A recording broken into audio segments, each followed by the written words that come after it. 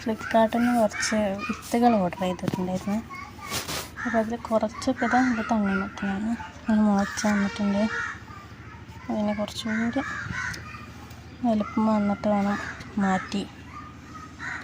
ഫ്ലിപ്കാർട്ടിൽ നിന്ന് കുറച്ച് വിത്തുകൾ ആരോ സീഡ്സ് എന്ന് പറഞ്ഞൊരു വിത്ത് ഓർഡർ ചെയ്തിട്ടുണ്ടായിരുന്നു.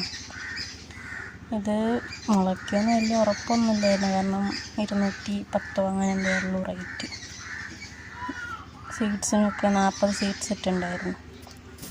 ബട്ട് എല്ലാം നല്ല മുളച്ച് വന്നിട്ടുണ്ട്. ഏകദേശം ഇതൊക്കെ കുറച്ചായിട്ടുണ്ട് മുളച്ച് വരാൻ പോകുന്നുണ്ട്. ആണ് ഇതും മുളച്ചിട്ടുണ്ട്.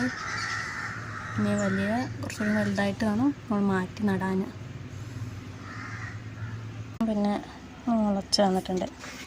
എന്താണെന്നറിയില്ല, മുളയ്ക്കൽ മാത്രമേ സാധാരണ ഉണ്ടാവുള്ളൂ, വിളവെടുപ്പ് ഉണ്ടാവാറില്ല. അപ്പോഴേക്കും ചിലപ്പം വീട് മാറാനാവും, അല്ലെങ്കിൽ മഴ വരും, എന്തെങ്കിലുമൊക്കെ പ്രശ്നം കൊണ്ട് വിളവ് കിട്ടില്ല. എനിക്ക് ഈ പ്രാവശ്യമെങ്കിലും എന്തെങ്കിലും കിട്ടുമെന്ന് പ്രതീക്ഷിക്കുന്നു.